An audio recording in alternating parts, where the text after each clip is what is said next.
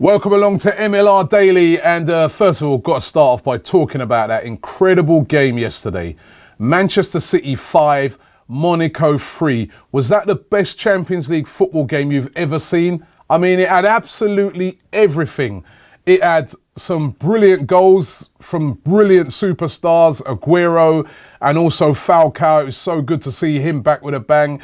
It had a missed penalty. Falcao missed a penalty. It had two penalties that were turned down by the referee. One of them that, for me, looked a penalty on Aguero. It had a penalty save. It had goalkeeping mistakes. I mean, the error by the Monaco keeper was terrible. The error by Caballero for the first goal was terrible from City. And it had lots and lots of goals. Brilliant attacking players. Good as you'll see. The front three of both teams, brilliant. Mbappe, excellent player for Monaco. Great goal, great pace. Mendy on the wing. Falcao, brilliant, as I said. And then up front for Manchester City, Sterling was scintillating. Sane on one side, Aguero. What an incredible game. It was just brilliant. Brilliant attacking play.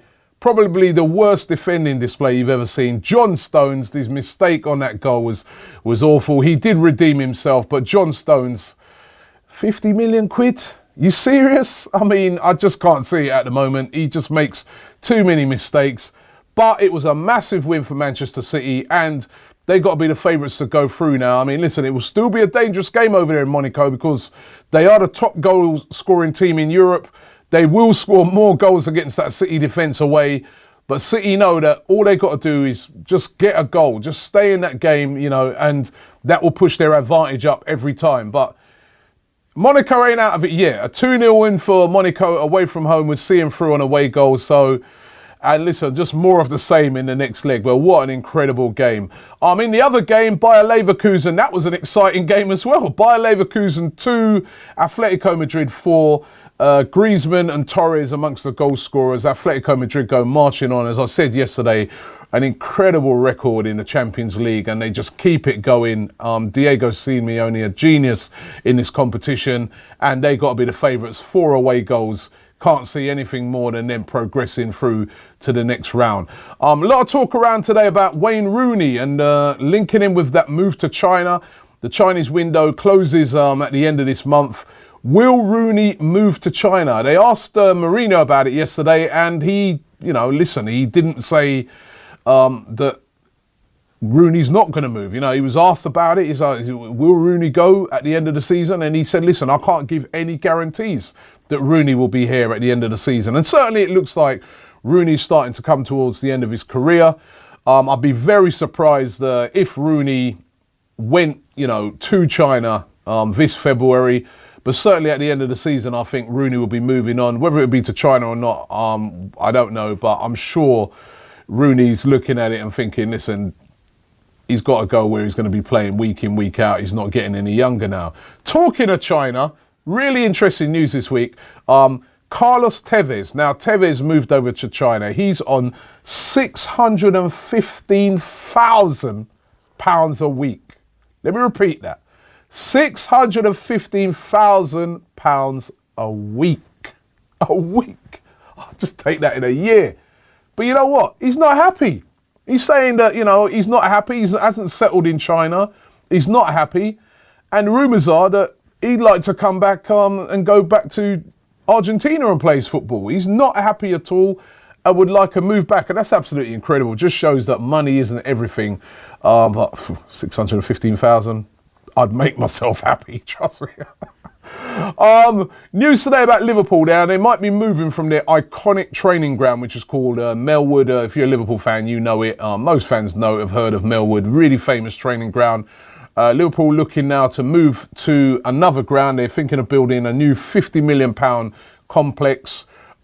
Training grounds are really, really important. I remember speaking to a coach at Arsenal about the importance of training grounds. And he said to me, Robbie, listen, he goes, the training ground is more important than the actual ground. He goes, when a player comes to your club, they're not looking at the Emirates. I mean, listen, they obviously they're going to look at the Emirates and say, oh, I'd love to play at the Emirates and you know, capacity and beautiful stadium. But what's more important to a player is the actual training ground, because that is where they're going to spend nearly all of their time. They're there every day.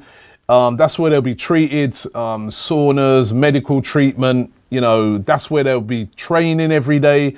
That's where they'll be amongst the squad every day. So it's so important that you have a top training ground. Millwall's getting a bit old, and Liverpool looking to move to a new £50 million complex. Because when you're trying to attract players to your club, training ground is one of the first things they look at. And if that's not up to scratch, a lot of players won't come into your club and join you. This whole thing about Wayne Shaw, I feel so sorry for this guy. Now, I met the guy on Monday, had a good chat with him. I was actually pitch side for the first half of that game. Really good guy. I remember he even took a drink out of where their subs bench was and gave me, said, Robbie, if you're thirsty, he gave me a drink. And this whole storm, excuse me, where he's been caught up with in the moment is just so sad. I mean, if you don't know about it, it's a whole betting scandal. He ate a pie. They're calling it Piegate.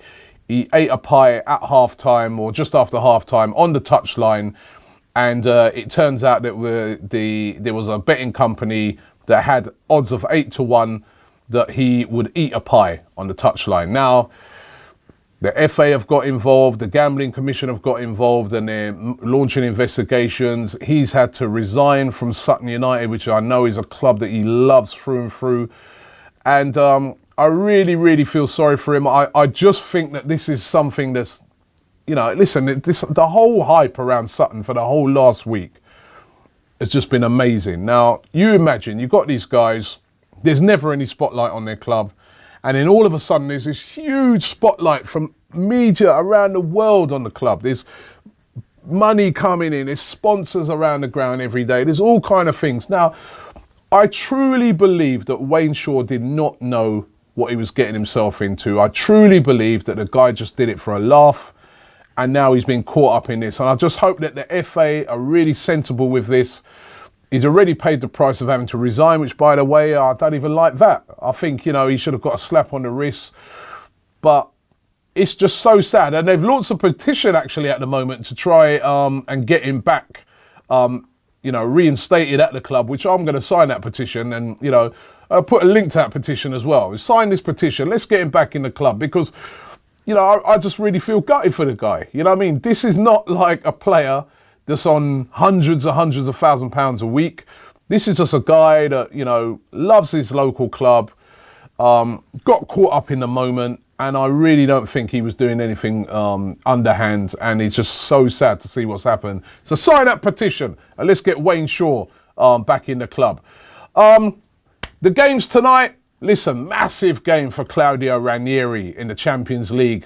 A lot of people have been saying that Leicester have been concentrating on the Champions League this season. I'm not sure that's true. They did have quite an easy qualifying group, but they got a difficult game against Sevilla. Second there in La Liga, been playing really well away. Leicester are in this first leg. It would be great for morale if they could get a result in that tonight. They've got to play well, though, or they'll get torn apart. This Sevilla team are the real deal.